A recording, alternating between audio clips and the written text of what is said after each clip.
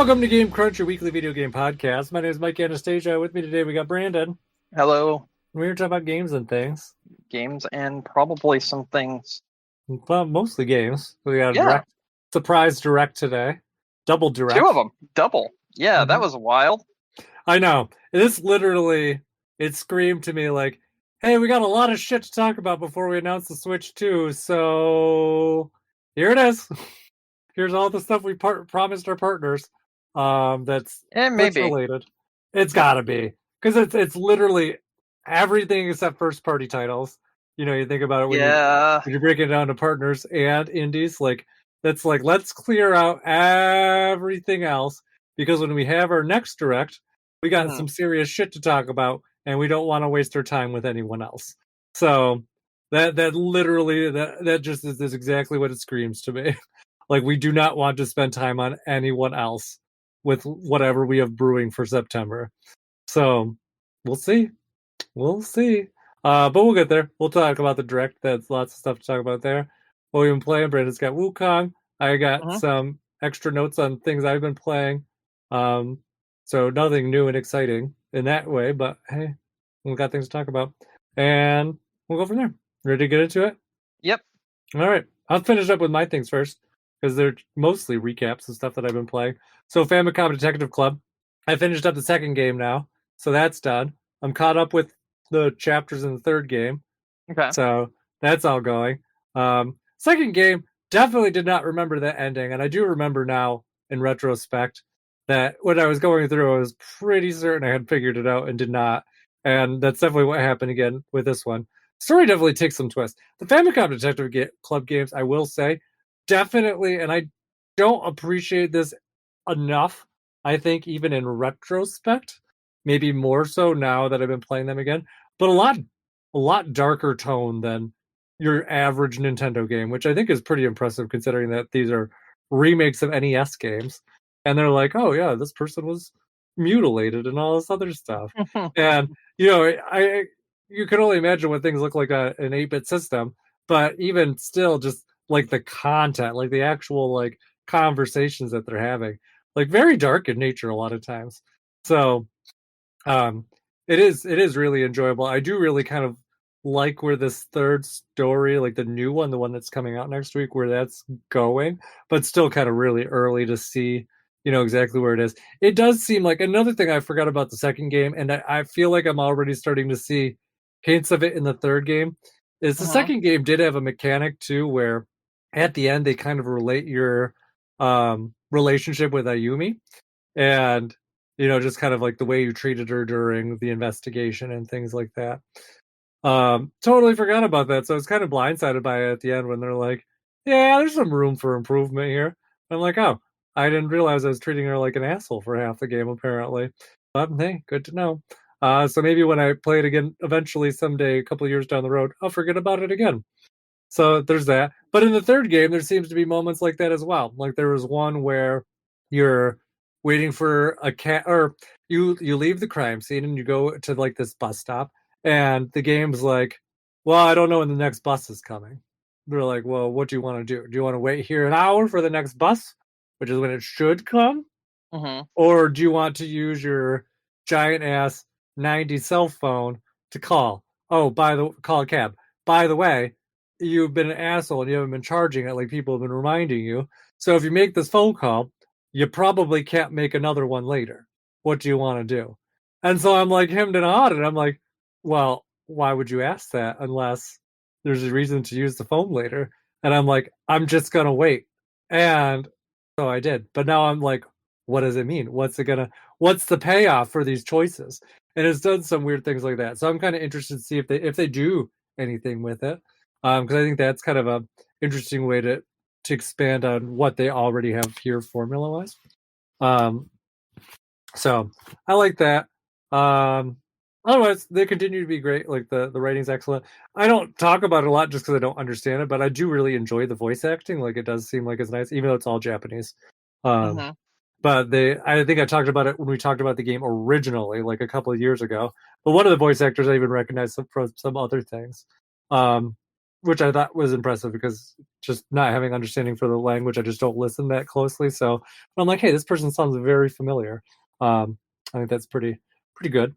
So, but I do really enjoy it. I'm really excited. The next and final addition to the demo releases tonight. So anyone else waiting out there for the full release of the demo, that's tonight. So we'll give you chapter 3, and then the full game releases on Friday. So that's exciting. So there is that.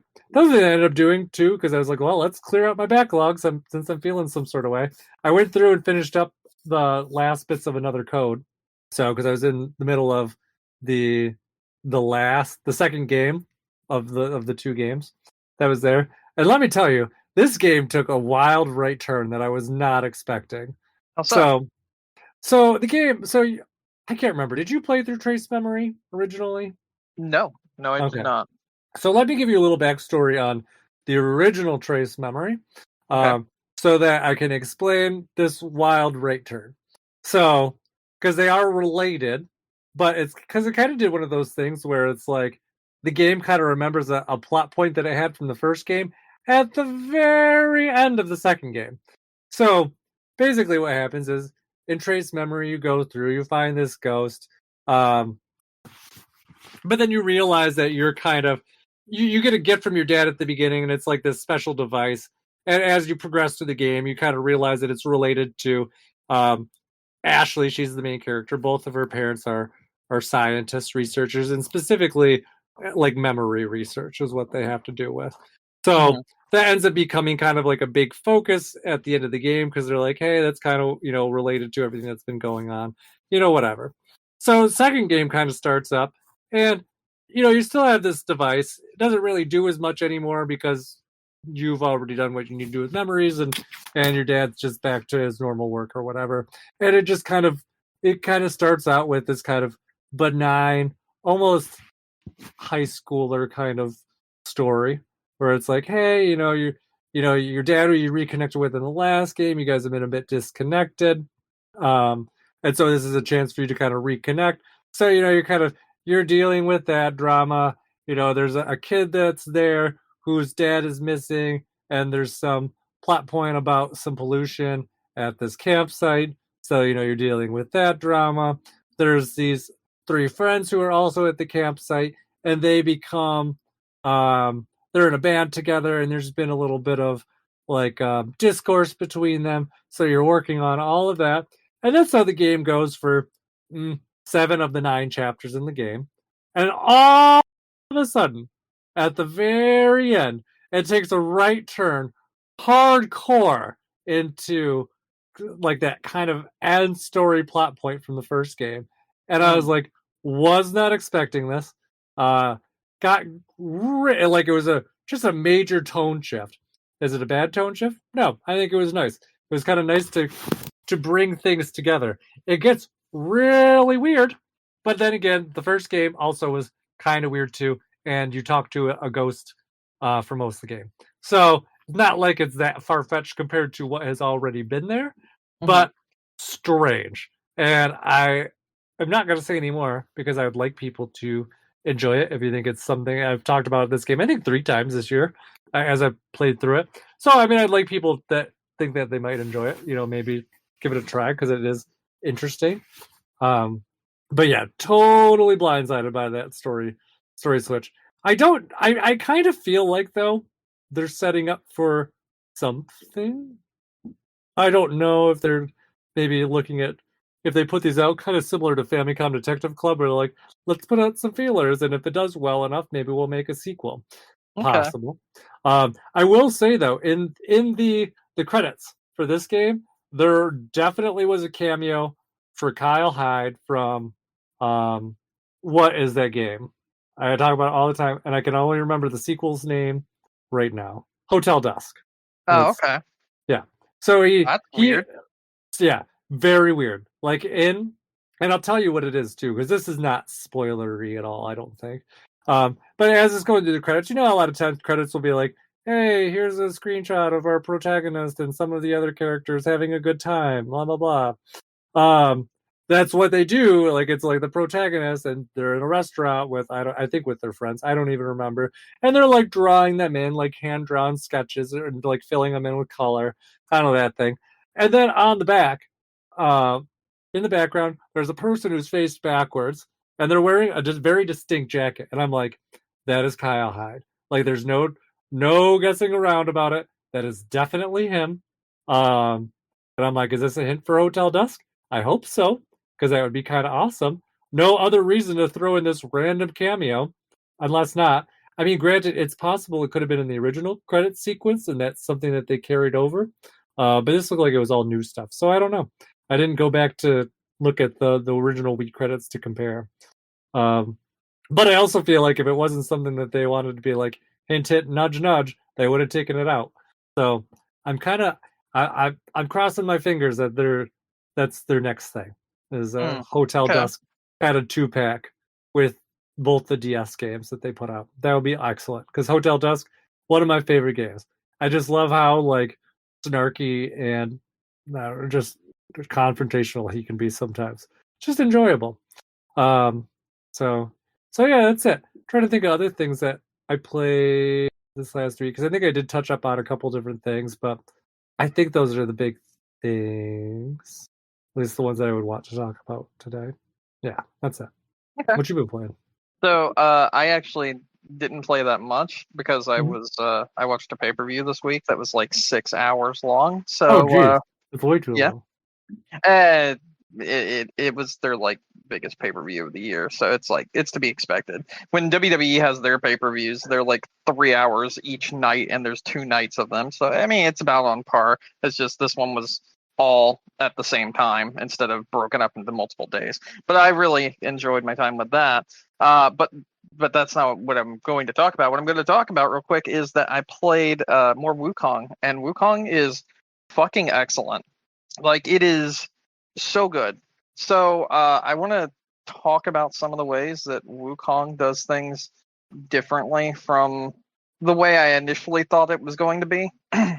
Wukong doesn't like give you like 600 little miniature people to fight every now and again to like grind out souls like you would in like a Dark Souls like game or whatever or what have you, or like a whole bunch of just throwaway NPCs to fight so that you can get your levels up or whatever you need for something like Devil May Cry or whatever. They just kind of intersperse enemies in like very specific locations that kind of like highlight that location and kind of like give you like a challenge. Like for instance, there's this area and it had some stuff that I needed to get to, but there were 2 guys on the roof that had crossbows shooting at me, but then there were other guys I had to fight that were all in this one little like area and whatnot. What Wukong does really well instead is bosses. You can just find bosses out in anywhere. Like you can just find bosses anywhere. Like you may fight a boss, walk like a few steps down like the road, and there's another one. And all of them feel fairly unique. And when you beat them, you're actually like given items that you can use or powers that you can use to beat upcoming bosses in the future. And I really like that aspect of it. It's kind of like a boss rush mode, but that's the entire game, more or less. And there's a lot of them, and they all kind of fight differently. So I'm really, really liking Wukong. I'm like 8 hours into it now or so. It's very fun, really enjoyable. And a few other things I wanted to talk about. One of them is that I played Rift of the Necrodancer, which is the next game from the people that made Crypt of the Necrodancer. It's the same people that made the Hyrule like music rhythm game. Yeah, Cadence of Hyrule. And Rift of the Necrodancer kind of has like Guitar Hero elements to it instead. So you have like the lanes where the enemies come down, but the way this game works is each individual enemy does something different. So for instance, there's like green slimes. Those are just like your normal basic enemies. It only takes one hit or one note press once they reach the lane where the note is to defeat them.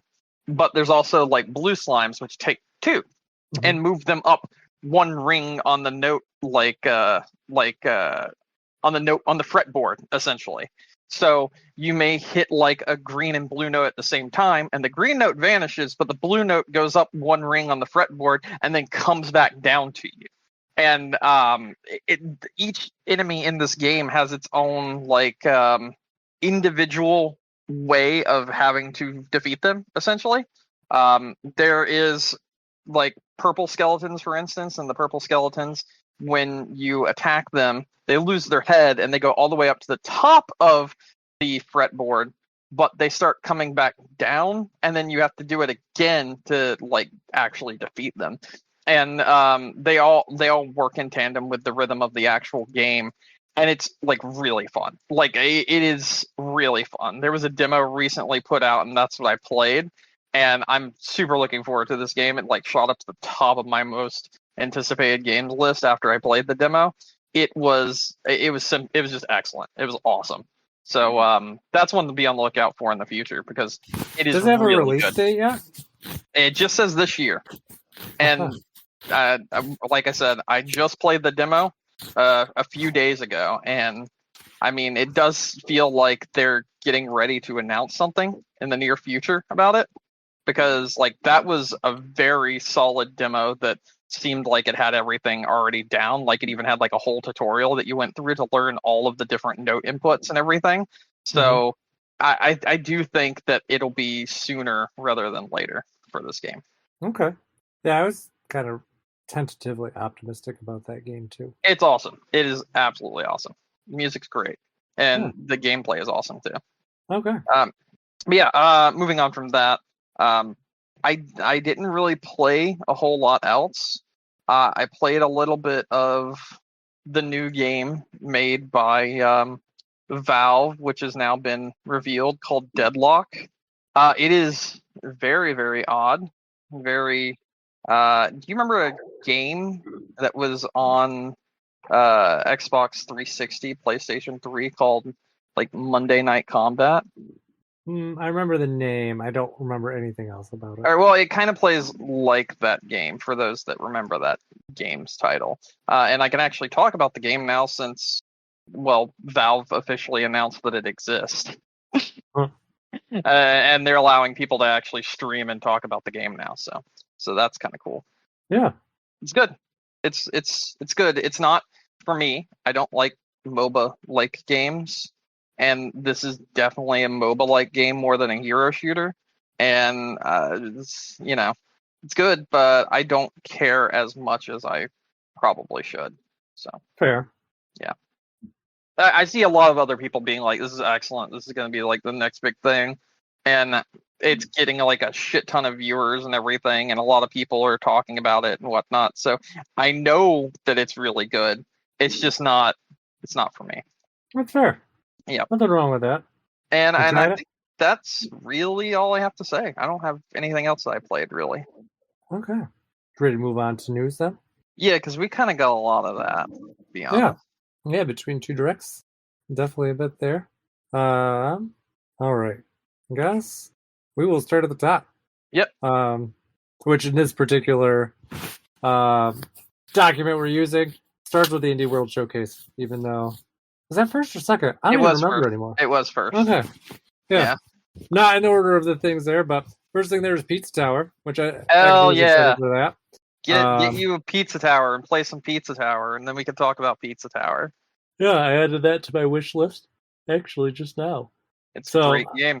Yeah, I'm very excited about it. It looks very Wario platformer-esque. Wario Land. Absolutely is. It is Wario Land and all but name. Yeah, so looks really good. Kind of excited to play that eventually. I think it's out today. It did. It came out today. Mm-hmm. Yeah. So that looks good. Next thing that was on there, Balatro. Balatro has a new update, which is called the Friends of Jimbo update, which added special themed decks that involve Among Us, Vampire Survivors, Dave the Diver, and The Witcher. Yeah, very random. Yeah. But that's kind of cool. It looked very nice. I might give it a try just to see. again, but we'll see. I mean, you're going to be hearing a lot about it because I think Nick has like hundreds of hours in this game. Oh, really? Mm-hmm. Good for him. He reacted the way I expected you to react after you played it. No, he has 70 hours in the game currently. Oh, I mean, it's still good though. Yeah, yeah. I mean, for everything he's dealing with on top of, yeah, that's a lot. That's a fucking lot. Moving on from there, there was a new Coffee Talk that takes place in Tokyo now. It's a visual novel game. There's been, I believe, 2 of them now, and this is a 3rd one. Power Wash Simulator is getting DLC later this year, and it's Shrek. And that made me laugh my ass off. Yeah, it made me laugh too. Because I was watching the video and I'm like, is that Shrek? And then it was. I was like, okay. You should have heard all the puns they talked about, like joining an all-star cast of characters, get you that sort of shit and whatnot. Oh, good. I'm glad I couldn't hear it. That's great.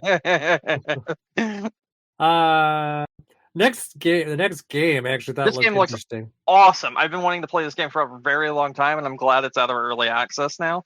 So I'm also glad it released today. Peglin. This is really cool. I had a really hard time understanding what was going on without kind of any direction, but it looks like I was not too terribly far off. Because I'm like, it looks like a roguelike with some sort of like breakout mechanic. Okay, you remember a game that was made by EA called Peggle? Yeah, but I never played it. Okay, well, it is that game, but Crypt of the Necrodancer. I mean, not Crypt of the Necrodancer. I am getting all of my indie games mixed up. I'm like, I really have not seen. No. No, what's the one that you became obsessed with? The card game. Slay the Spire? Yeah, it's that, but Slay the Spire. Yeah, it's kind of more what my takeaway was. That's closer. Slay the Spire. That's what it was supposed to be that I was saying, but my brain just was looking at Rift of the Necrodancer, and I said that first. Yeah, I think it looks really interesting. I mean, it's one of those ones I'd want to see more before I jump into it, but I definitely thought it looked pretty interesting. So definitely one that's on my radar. You know what I think looked interesting? Morsels. This game looks fucking cool. I know, that game looked interesting too. I agree. Yeah. So this one, from everything I saw and could understand, it reminds me a lot of Enter the Gungeon, but like a really grimy, nasty, like Ren and Stimpy vibe to it. You know what I'm saying? Does that make sense? Yeah, I see what you're saying. Yeah, I like this a lot. This one I'm kind of looking forward to. It comes out next year. Yeah, that one looked pretty interesting. I agree. Let's see. I don't remember Wobbly Life. I think Wobbly Life is essentially, so apparently this game's actually really good. I haven't played it myself, but it's basically Human Fall Flat, but open world. I don't know if you ever played Human Fall Flat. It's a very good game. No clue what it is. I don't even have a point of reference for it. Okay, it's an open world physics sandbox with online and local co-op. There you go. Yeah. Dating simulator. I don't know. It didn't look very interesting from what I could see, but maybe that one with dialogue. No, it didn't look very good in my opinion. It's essentially a game where it's a dating simulator, but you can like date your microwave. It's fucking stupid. Right. That does sound dumb. Okay. Yeah, I didn't even know you could date household objects until I looked at That's the entire point of the game. Everything you see in your house is dateable, and it's like, what the fuck is going on? Niva, which is the next game from the developers of Grease, which was a great game. This one's definitely going to be very artsy, very pretty to look at, and more experimental than your normal puzzle platformer, but that's essentially what it is. So yeah, we got DLC for Sea of Stars announced, which is neat. There was like an RPG Maker game called Moth Cubit. Is that what it is? I would guess Qubit. No, Is it Qubit? Yeah, I don't know if that's what it is. That would be my Qubit. guess. Maybe it is. Okay. Mhm. But yeah, it seemed really fucking weird. It's like a corporate life turn-based RPG kind of deal. I don't know. I've never heard of this, and apparently for good reason because it hasn't released yet. So this was like the announcement of this game. This is like one of those ones to look out for because it could be something like very special, but we got nothing to go off of right now other than hey, it's announced and it looks kind of cool. Pico Park. Did you ever play Pico Park? Nope. Before? Okay. So Pico Park is another like physics-based platformer kind of game where you and a bunch of players work together to try to solve puzzles. So think like Snipper Clips, but you're like building things or using each other to solve different kinds of puzzles. And Pico Park 2 was announced for Switch, and it looked kind of cool. And then we'll just go through like a really fast thing for some of the ones that they showed. They showed Plucky Squire, which that game's coming out very soon, and it looks awesome. I've been waiting for that one for quite a while. Looks great. A new version of Shovel Knight called Shovel Knight Shovel of Hope DX, which has 20 playable characters and online multiplayer. So yeah, cool, I guess. Apparently, though, I was just reading, like literally just reading. It doesn't include like the other campaigns. It's just the Shovel Knight campaign.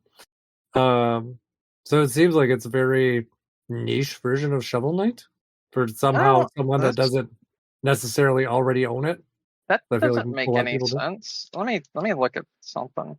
I mean, it does. It's called just Shovel of Hope, so it does seem like it's more just Shovel Knight tailored as opposed to the other playable campaigns. Shovel Knight DX is an enhanced edition of the Pixel Perfect adventure that started it all. Jump, battle foes, and seek treasures as you quest to defeat the Order of No Quarter and their vile leader, the Enchantress. Shovel of Hope DX enriches the original game with 20 distinctive playable characters, seamless online multiplayer, and innovative additions like the rewind and save states. Whether you're a longtime shoveler or an eager to discover the Blue Burrower for the first time, Shovel Knight Shovel of Hope DX invites everyone to celebrate a decade of digging, dashing, and discovery.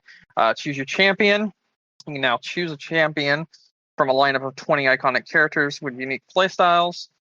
Team up for glory in online multiplayer. Treasure trove of content. Dive into fan favorite features from all previous versions of the game, including challenge stages, custom night, and the battle ghost arena. This sounds like it has everything because it says all previous versions of the game. Well, we'll see. Anyway, for the first time, use power to rewind and have save states. Remix the game with over 300 classic gameplay twisting cheats. Customize your experience to make it as challenging or as weird as you would like. All these cheats can be enabled simultaneously, offering endless ways to remix your adventure. This is not giving me a lot of information. No, it does not seem like it.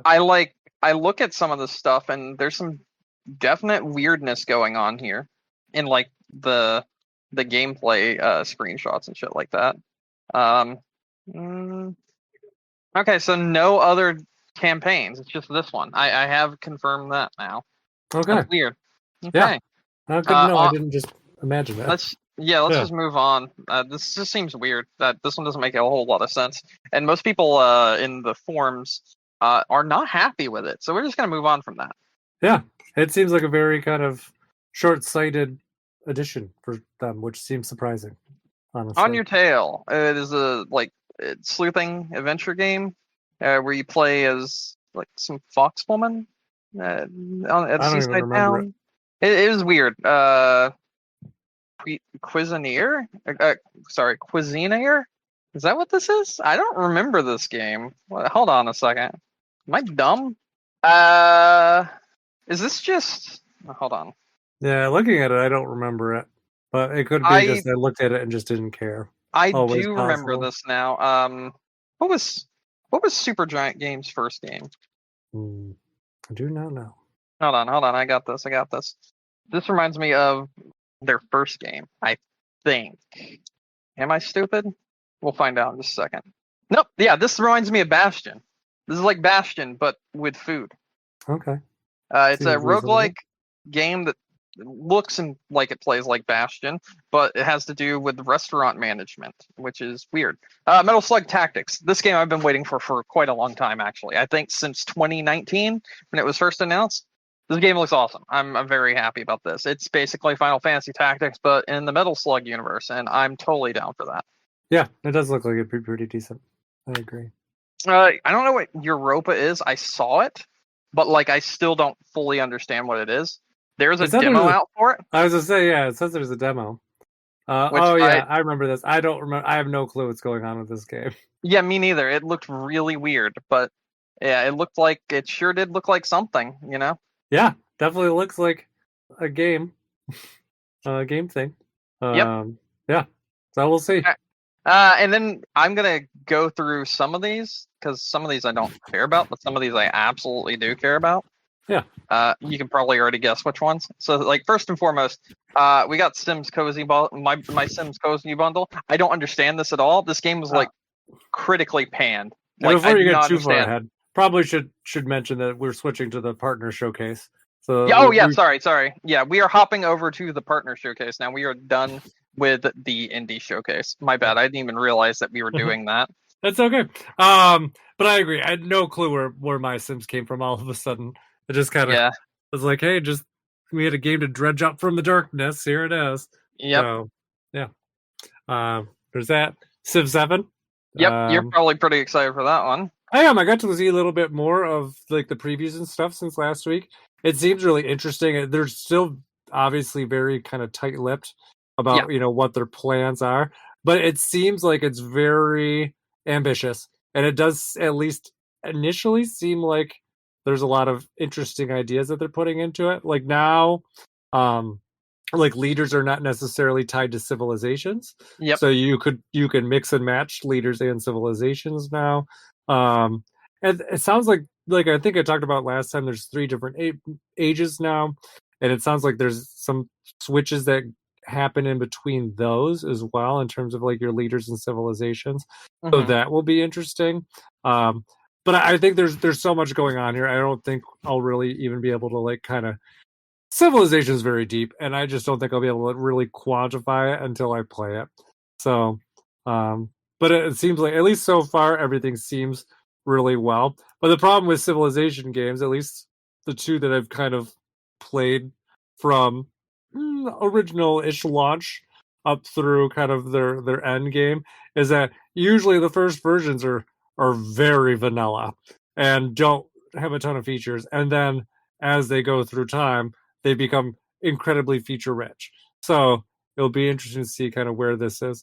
I guess they have a general policy where they like to keep things at like, 30%, like 33%, like 1/3 basically unchanged, mechanics, 1/3 kind of tweaked mechanics, and like 1/3 all new mechanics. So be interesting to see, how that ends up going. But yeah, I'm excited. February 11th. Yep. Mm-hmm. All right, that's all I got to say about it. Okay. Moving on from that, we'll go about the next 3 things. Well, I was gonna at least just run through them. We had an announcement of Fitness Boxing 3, which has some new personal trainers in it. Goat Simulator 3, which released today, and Goat Simulator 3 looked awful performance-wise. Like it looked like it was running bad. When they were showing like gameplay of it, yeah, like really bad. I didn't even mean to make that fucking goat noise. Yeah, I didn't even mean to. I just meant like it was really bad. I was trying to emphasize just how bad it was. Anyway, SpongeBob SquarePants, the Patrick Star game, which kind of reminds me of what's that game where you play as the Squid Dad? You know what I'm talking about? Octodad. Yeah, it looked. Sorry, I said Squid Dad. Listen to me. Yeah, it looked like Octodad, but as a SpongeBob game, and that was very weird.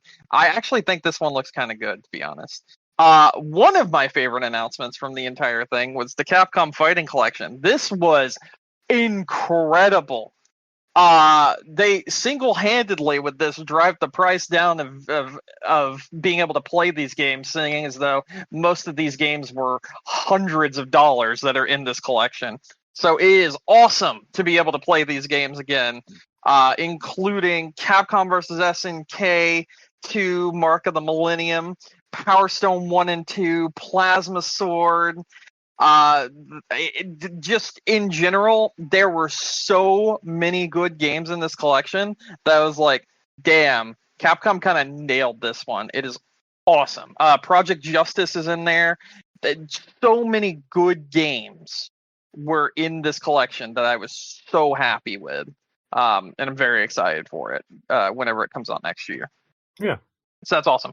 And then we also were shown more from the Capcom Marvel vs. Capcom Fighting Collection, which releases in like 2 weeks. Awesome collection again. X-Men, Children of the Atom, Marvel Superheroes, X-Men vs. Street Fighter, Marvel Superheroes vs. Street Fighter, Marvel vs. Capcom, Marvel vs. Capcom 2, and The Punisher. All fantastic games, all in one package. Totally worth it, in my opinion. Also, I forgot to mention the Capcom Fighting Collection. So the one with Power Stone 1 and 2, and Capcom vs. SNK, and Plasma Sword, and Project Justice. All of those games, online multiplayer. Fucking incredible. So happy about that. That's amazing. Yeah. So yeah, and I believe it's the same. Yeah, it's the same with the Marvel vs. Capcom Fighting Collection that I just told you about as well. So yeah, I think this partner showcase was actually really solid in my opinion. Like we had some things in there like the fitness boxing, the goat sim, SpongeBob, that sort of thing, which were just in my sims, which were like, what the fuck? But then we had awesome things like the Capcom collection, the 2 Capcom collections, the Dragon Quest 3 HD 2D remake was shown off again with a release date given. And I mean, it looked really good. We got some more stuff for that, some more video footage of that. That looked awesome. And then one of the things that came out of left field and also released today, Castlevania Dominus Collection. I believe that's what Dominus Collection. I said Dominus. Listen to me. Dominus Collection, which is all 3 of the Castlevania DS games in one package for Switch, PS, PS4, 5, whatever, PC, all of it. It's fucking awesome. This is a cool ass collection. You get Dawn of Sorrow, Portrait of Ruin, and Order of Alicia. I mean, and then both versions of Haunted Castle, which was a arcade only Castlevania game. Fucking excellent collection. That's so awesome. My favorite announcement is right here, which I'm going to go ahead and say, Tetris Forever. Did you see this one? Because this one is awesome. So Tetris Forever is a celebration of 40 years of Tetris. We don't have a release date, but it will contain 15 different playable versions of the game Tetris from throughout the years, which is fucking awesome. And a brand new Tetris that will be a remix where all the different versions of Tetris will be like shuffled while you're playing Tetris, and it'll be changing on the fly. So you have to like change with the generation of Tetris that the game changes to, and you have to play it in different ways, shapes, and forms. Looks fucking awesome. I'm very excited for this one. We got like the original Game Boy Tetris, we got the NES Tetris. I mean, it is awesome. It is looking really cool. They also have a special documentary on the making of Tetris and Tetris throughout the years that will be included with the game. And honestly, this just looks great. I'm very excited for this one. Yeah, and also too, that's coming to everything. Yeah, they also have Tetris coming to Nintendo Switch Online. Yes, a new NES Tetris version. 99. And a Tetris 99 Maximus Cup. Mm-hmm. Yeah, so that will be interesting. Actually, they got to be pretty close to. Yeah, this is the 40th anniversary. I think the Tetris Maximus is pretty close to their 40th one too. I wonder if they'll try to time it out like that. I don't think they had 40 yet, but they're in the 30s somewhere, if I recall. So maybe. But I always like those. I still haven't missed a single one yet. So every time I see they have a new one out, I do another. So they just did one for Splatoon, I think a week or so ago. I think that was the worst one, just because it was not normal Splatoon. It was side quests like the DLC, and that DLC is just like just doesn't have the energy of the main game. So it's just kind of like, oh, okay. Yeah, whatever. Anyways, moving on. I don't care about Five Nights at Freddy's, but I don't know if you have anything you want to add on. I was just going to say there was Five Nights at Freddy's Help Wanted 2 that was shown off, which is a first-person, like, pseudo open world Five Nights at Freddy's game. And then they also announced DLC for Security Breach. That's cool.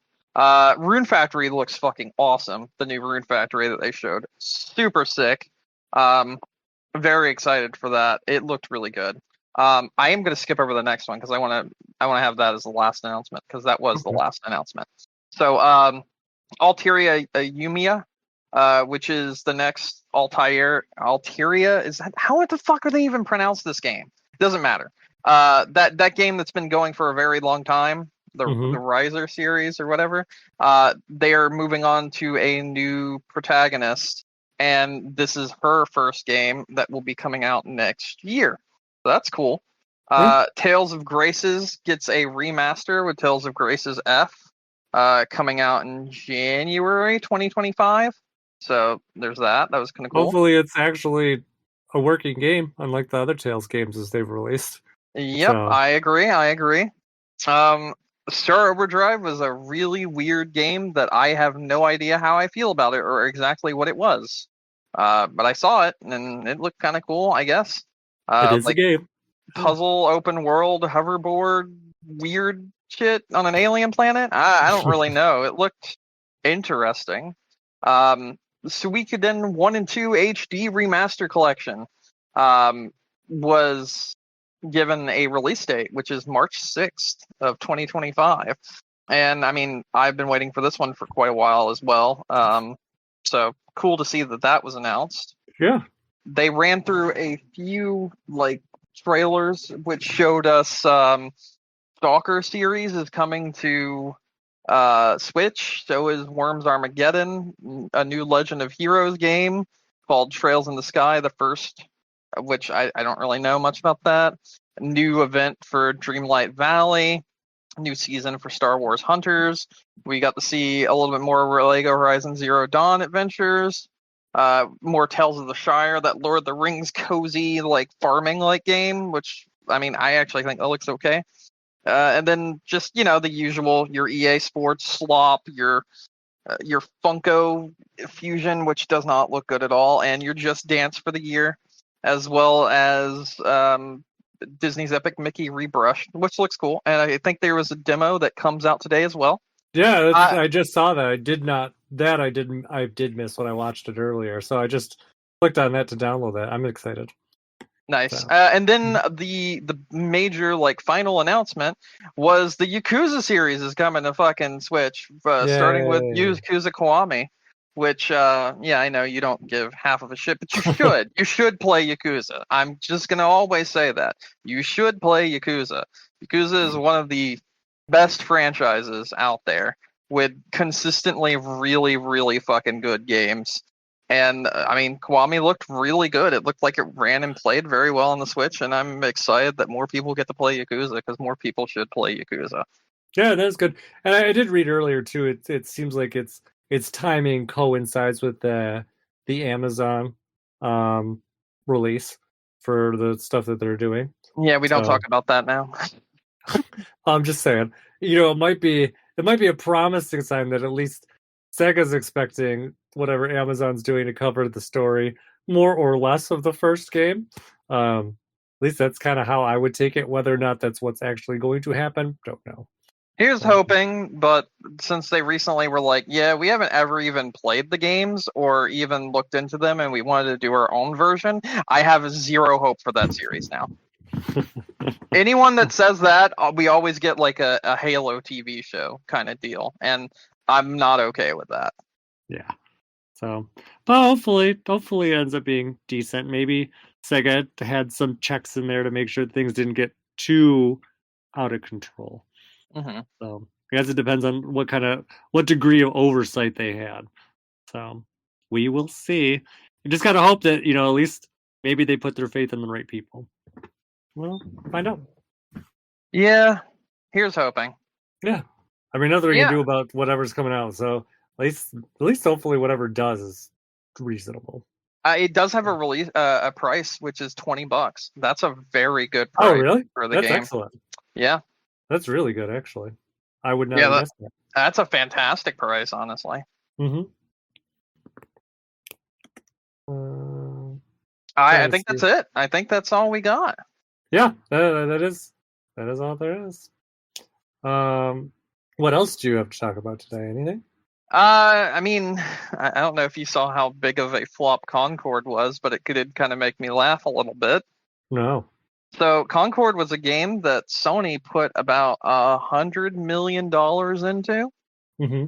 And today, currently on Steam right now, it has about 97 players. Okay. It started at 657, and it has gone down more each and every single day since then. I believe with the combined player total of the PS5, there's about 4,000 players altogether, potentially. I think that's what it is. It's still really shitty for anything. It's a Sony first-party game. Yeah. That's really shitty for a Sony first-party title. Mm-hmm. It's been a massive flop. Like it's been nothing short of awful. So, yeah. Yeah. There is one more piece of news I forgot about. We had talked about it in the interim, but Nintendo has announced that they're ending Pocket Camp, the Animal Crossing game. But interestingly, after it's done, they're going to release an offline version, which lets you carry over your progress. Correct. So, which is awesome. Yeah, that's really awesome. Very surprising, I would say. Because a lot of, actually not a lot, everything else that they put out, they've been like, nope, deceased, goodbye. I think with this one, I think they realize that there's like, people put a very significant time investment into it, and even if they're not going to release updates anymore for it, it makes sense to let people just kind of keep on going. I think honestly, it's more of an incentive for me to try it again, if anything. But because I played it originally a little bit, like a very small amount, like around launch, and really didn't do too much with it after that. So I'd probably entertain it just to kind of see, what it's like with its offline version. But I just thought it was really interesting that they went through and did that. I wonder if they'll do that with, because I feel like at some point they'll probably, obviously have to end Mario Kart, and whether or not they do something like that with that, I don't know. Be kind of nice. Or honestly, with any of the other ones they put out, Fire Emblem, I think out of all their online games, it's probably the one I've put the most effort into, even though I have not played a ton of it. I think their smartest move for the whole Mario Kart thing would just be to roll all the courses over into Mario Kart 8. I know they were pretty close, but then I think they added maybe like a couple more afterwards. Honestly, they should have just finished up just adding everything into Mario Kart 8 and just been like, yep, this is our Smash Brothers Ultimate Mario Kart, and just rolled with it because they're so close. But hey, it is what it is. So, anything else to talk about? So they oh goodness, there's one other thing that I remembered, but I've literally forgotten it now. Let me see if I can remember it. I was scrolling and then I remembered and then I forgot. Give me a second. What was it? I think I lost it. I cannot remember it right now. To save my life. Okay. Yeah, I don't have anything else, so I'm good to wrap up. Wait, no, I remember. I thank goodness I scrolled a little bit more. Sonic the Hedgehog 3, the movie, got its next trailer, and it will be releasing on December 20th, and it does have Shadow in it. Nice. I did see the movie posters. That looks pretty good. Yeah, hopefully it ends up being pretty good. I did not know how much that Sega actually liked Shadow. I did not realize that.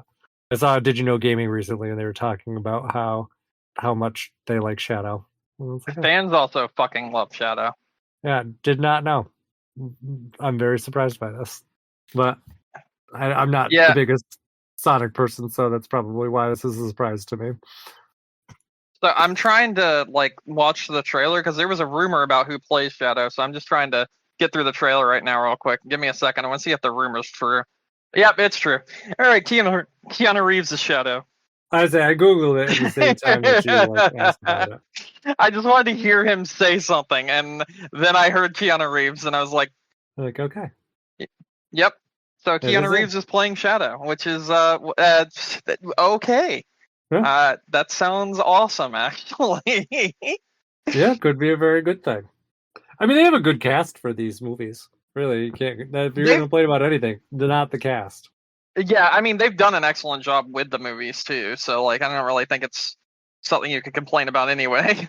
Oh, people find things to complain about with everything. I'm sure there's a very active community that hates these movies for some. Oh, I'm sure there is, but I'm saying, like, aside from being nitpicky and just overall shitty, I do feel like these movies are really good. You know what I mean? Yeah, I've enjoyed. I don't remember if I watched the second one. I did enjoy the bits of the first one that I did see. So, I have only seen bits of the second one. I have seen the entirety of the first movie. I really want to sit down and watch the second one, but I just haven't yet. So, yeah. What else? Anything else? No, I think that's it. I think we're done. Okay. Let's wrap it up. Okay. All right. Thank you, everyone, for listening to us tonight. Don't forget you can find us on iTunes, Stitcher, Google, Amazon, YouTube, wherever you get your podcasts. You also reach out to us on Game-Crunch, website is game-crunch.com. You can reach out to us at gamecrunchcast@gmail.com. Brandon? Yep. Any final thoughts? Nope. I'm good. Okay. That said, my name is Mike Anastasia. You can find me online on Clash of Penguin there or on your favorite gaming console. And until next week, game on. Game on.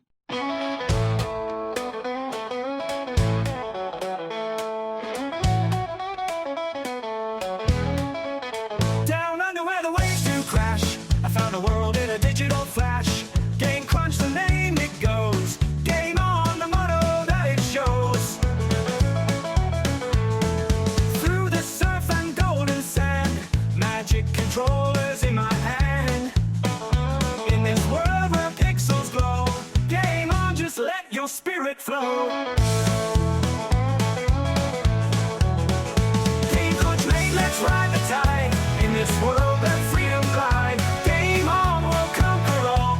In this land where heroes call. From sun-kissed shores to jungles deep, adventures call, we never sleep. Life's a game we play with zest. Game on, we're at our best. With every quest and challenge near, we stand our ground without fear. Game Crunch calling through the night. Game on, we'll win the fight. Game Crunch, mate, let's ride the tide. In this world that freedom glide. Game on, we'll conquer all.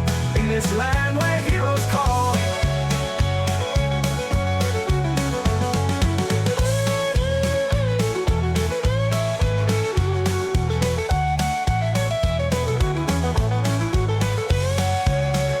Game Crunch, mate, let's ride the tide. In this world that freedom glide. Game on, we'll conquer all.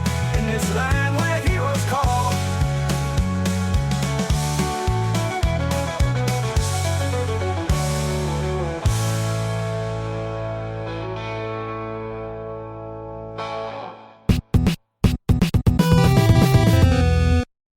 All right. There she is. Yep. It was a good episode. There's a lot of stuff that, like I said, I'm really excited for that whole Capcom collection and Tetris. Tetris looks awesome. Yeah, I'm excited about the Tetris stuff. I didn't realize they had so many more games in there. I'll have to look and see what other ones are in there. Because I think the trailer couldn't have shown all of them if it's got no. 15, The trailer only showed like 5, but there's 15 of them. Yeah, that's pretty awesome. Some of them were never even released outside of Japan, so that's actually even cooler. So. I'm kind of hopeful that maybe if they're working so closely with the Tetris company, that maybe we'll get something like some of the other more like niche Tetris releases that Nintendo did, like Tetris Attack and things like that. I think that would be kind of cool, even though it's mostly name only. So I know one of them, and it's one of the most niche Tetris games ever, and it's in the collection. Oh, that's good. Hatris. Oh, I did see that somewhere. I don't remember where I saw it. Yeah, that one. Oh, I think they did maybe show it in the trailer. Maybe that's right. I don't remember that, but maybe they did. Maybe. Because I remember looking at something, I was like, that's weird. I don't know what that is. But yeah, so that does look really good. Like I said, those other games I was talking about, those ones looked really interesting. Yeah. There's a couple of things that I thought was really good. I think the one thing I think the reason I was not super excited about this was while there was a lot of good announcements, there was not a lot of good new announcements. Castlevania, Tetris Forever thing were brand new announcements. Brand new announcements for games we've had for 40 years. Yes, but we didn't have a way we could play Castlevania Dominus Collection outside of actually having a DS, which is going up in price more and more every single day, and those games are super fucking expensive. Yeah. Any way that I can play a game that is insanely expensive and not have to pay the incredibly overcharged prices for them, I am always going to be happy about. Hey, not trying to shit on your happiness. That is exciting. I'm just saying I would have liked to see like some more like new original stuff. Like I feel like the things that were really like the things that most people are excited for, or I was excited for, are things, not anything new or anything like that. Like lots of stuff that's been like, you know, out on other systems for a while, or collections of games that have been out for a while. Like I said, not necessarily anything that's any reason not to be exciting. I understand what you're saying. Yeah. I just think that those are very exciting because of the fact that we can actually play them again. You know, kind of like we talked about before with like oh goodness, what is it? You know, like preservation. This is like a form of preservation, actually being able to play those games again, and that is awesome. So hey, I said I don't disagree with it at all, and you know me, I get really excited for really dumb re-releases all of the time. I mean, you're literally playing what, Rearmed, whatever Recoded right now, which doesn't seem like it needed a re-release. Although to be fair, like the second game we did never get released here. Yeah, so that was new. No, I give you that. 100%. Yeah, so that's a little bit more exciting. But granted, I did just play through like the Famicom Detector Clubs games again for the second time. I was really excited for Beyond Good and Evil not that long ago, like that game's 20th anniversary re-release or whatever. I'm excited about the Epic Mickey remaster. That's it. I definitely get on those all the time. I'm surprised you haven't talked about Shadows of the Dam or Lollipop Chainsaw. You know, actually, it's interesting. So when I was on vacation, one of my friend Brandon, I can't remember. I know we've talked about him before. I don't think he's ever been on the podcast. But he texted me. He's like, "Are you excited about these?" And I was like, "Yeah." I'm like, because I think they announced the price for Shadows of the Dam, and it was really reasonable. It's probably like 40 or something. I think it was $20. I think is what he said. Really? Okay. Let me see. That's wild. If so. $25 is what it is on Xbox. Yeah, that's such a good price. Yeah, that's excellent. So I'm really excited about that. And at least that one. I believe Suda is handling the remaster, so I'm excited for that. Just because Lollipop Chainsaw not so much for me because I saw they're making quite a few changes and I don't like that. Yeah, Lollipop Chainsaw is definitely in the I could be excited for it, but I want to see more about like what's going on there. So that actually comes out very soon. Like that was announced to be coming out. Like both of these do. Shadows of the Dam comes out in October. Yeah, I think Lollipop Chainsaw comes out in like a few weeks. But I don't know. I'll have to double check. But either way, they announced like a repopped mode and the original. Now, the repopped mode, it actually looked like it removed like a lot of the gore, and I was just like, "What the fuck? Why?"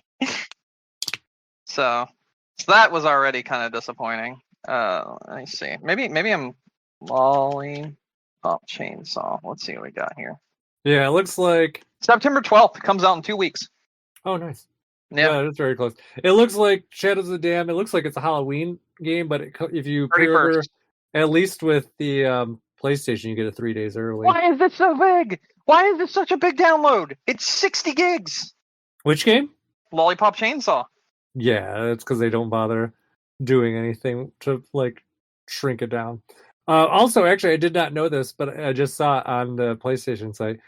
They did add New Game Plus into Shadows of the Dam, which is one thing I always felt like that game desperately was missing. Yeah. So that's really exciting. Yeah, I'm excited for Shadows of the Dam. I mean, that one is Grasshopper Manufacturing. Yes. So like that is 100% Suda's taking care of it. So yay. But like, yeah, Lollipop Chainsaw seems like not so much. Yeah, we'll want to see how it is when it comes out, but I'm not. Like, I understood that they weren't going to be able to get all the music, but it seems like they got like none of the music, and that is already like a massive disappointment. So. Oh yeah, I think I said before. I feel like if for some reason they do not have Mickey in this game, then it's already fucking dead to me. Like I feel think like that is absolutely not in the game.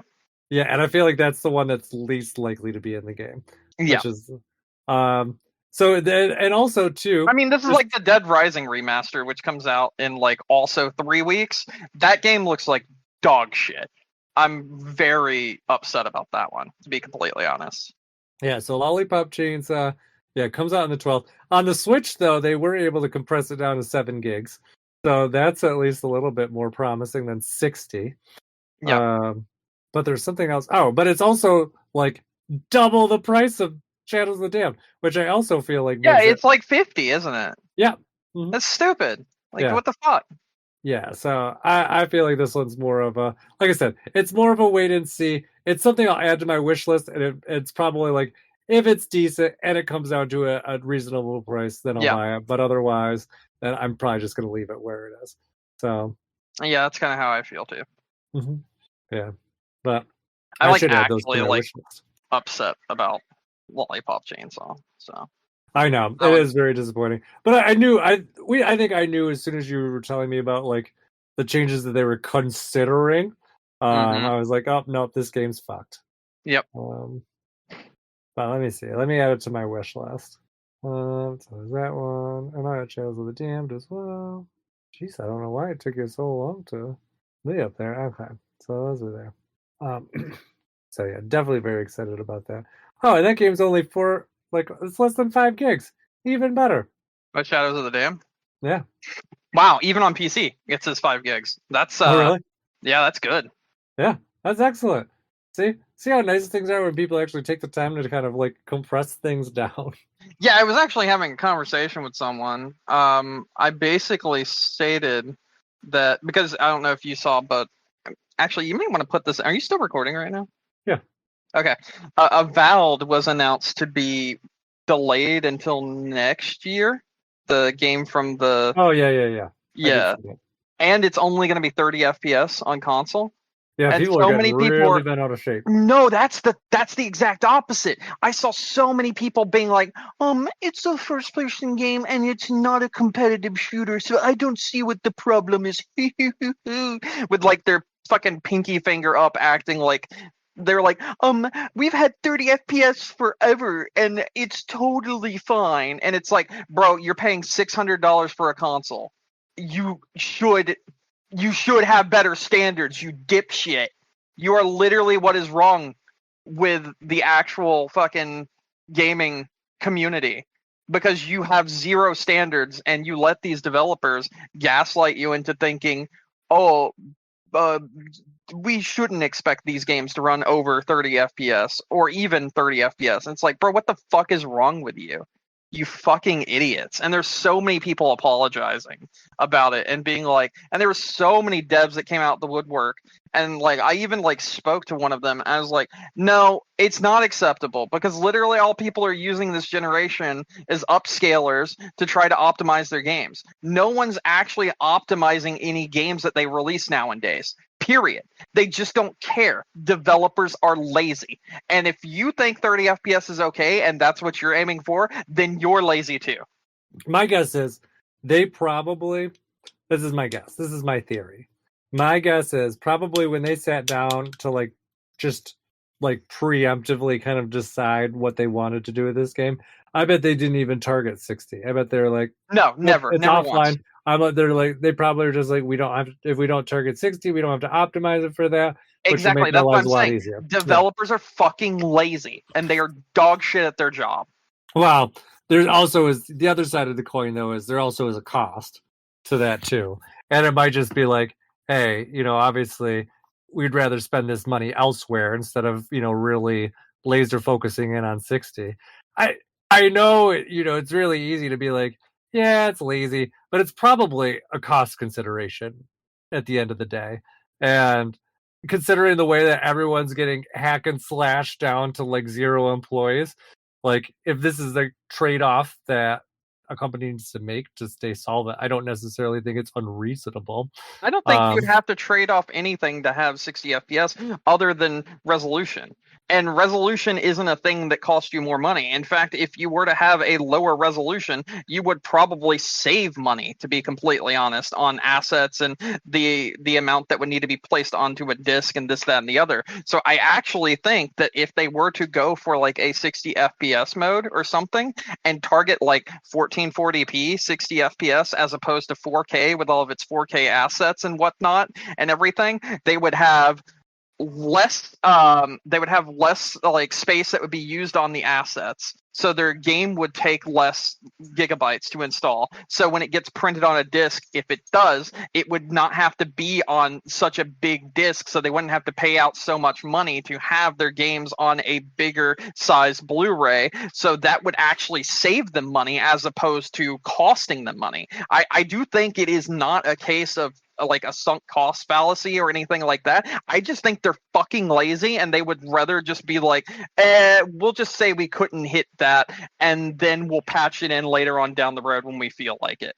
Like, that's literally what's going on. We've seen it happen so many times with this current generation of games, which I think the PS5 and the Series X generation of games is one of the worst. To be completely honest, I think this has been one of the worst generations we've ever had of video games, from a performance standpoint, from a quality standpoint, from a quantity standpoint, and just in general. I think this entire generation has been dog shit. Like, they're talking about having like a pro version of the PlayStation 5, and I'm sitting here like, for what fucking games? You've got like 15 games. You've got like 10 games, period, on your PS5 that aren't on everything else. And if you look at the top 10 most played games, they're on everything. So why the fuck are you even making an effort when you aren't going to have that much of a return on investment? It's fucking stupid, because you should have launched with that if that's what you wanted in the first place. You should have started with that. And what's going to happen at the end of the day, oh, well, you can have higher frame rates because this is a pro version. But are the developers going to make those higher frame rates? No, they're fucking not. Because they're lazy as shit and they don't want to put in the effort. I did see a rumor today that it was basically like what's the word I'm looking for? Like an open secret at Gamescom. Yeah, like it was at Gamescom. Yeah. Mm-hmm. Yeah. Everyone knew it was there, but Sony's still just kind of like tight-lipped about it. So I don't know. It doesn't make any sense to me. I agree 100%. Like, there's no reason for that. Like, optimize, can't even optimize for the system you already got. Like, I don't think the extra power is what you need. It's just I think you just need to not be lazy pieces of shit and actually do your job correctly. It's going to give them more reason not to optimize their games. Exactly. Like, oh, we got more power now. Don't have to optimize. Not only that, but the rumored is that there's AI upscaling similar to DLSS, which is already a problem with PC gaming. Because you know what? I'm gonna sit here and I'm gonna fucking tell you, PC gaming is no fucking different whatsoever. I am a PC gamer all the way through, and they are also dog shit this generation, because all they do is fall back on using DLSS or FSR instead of optimizing their fucking titles instead, and that has been a big issue in the entirety of, like, since the PS5, Xbox Series X generation has started.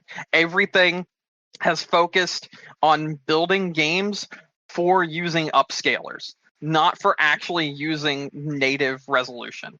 And because of that, it allows people to just be like, if you play this at native 1080p, you're going to get 23 FPS. But if you turn on our fancy upscalers, you're going to get 60 or 70 or 80 or 90. Look how many FPS you got. Wasn't that worth spending the extra money? But also, those FPS, they're fake. And you have extra input lag because we added a second AI-generated frame in between every FPS you would normally get. So you're not even feeling like you're playing the game at those FPS. So at the end of the day, it doesn't fucking matter. It's not even real. Like, it legitimately is not even real, and it's just a fucking scam. And it fucking sucks. This whole generation, start to finish, from when the PS5 and the Series X released, has been nothing but laziness. And it fucking sucks. Yeah. Yes, it has. I don't disagree with this at all. It's just a hot mess. Yep. So hopefully something changes. I don't think we'll see it this gen now. Maybe next gen. I actually think it's only going to get worse. It could.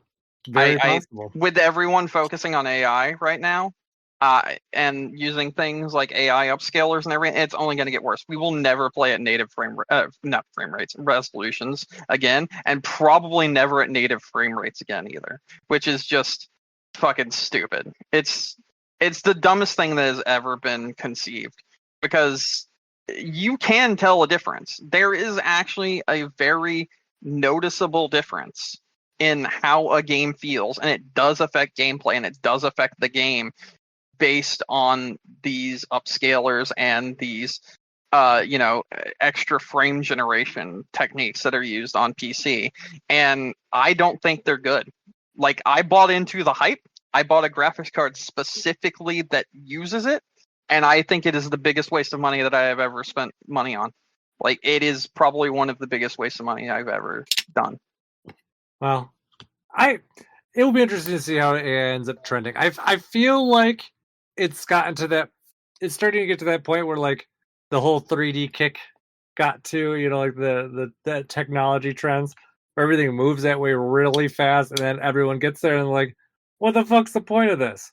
Not only that, but like, it has the same drawbacks. Like 3D movies, they were darker. They didn't look as detailed because of the way you had to actually have 3D movies work, that sort of thing. And it's the same with upscalers as well as frame gen. It has its drawbacks, and a lot of people are seeing them now, and a lot of people are like, what the fuck is the point? Essentially, like exactly what you were just saying. Yeah. And even just in general use, AI has already started to kind of like shift. So it'll be interesting to see. I think. Yeah, I can't tell you the amount of albums I've listened to this year, like music albums, where the actual artist has used AI, and it's infuriating, and it's very noticeable. Yeah. Although I did get another banger out of that AI thing the other day. I'm talking like billion-dollar artists are using AI right now. Oh no, I know, I know what you're talking about. I was just the new Eminem album. He like used AI in his new Eminem album, which was fucking ridiculous. Yeah. Yes, it is. I know, and a lot of places are using not like it's anything new, but auto tune is just out of control.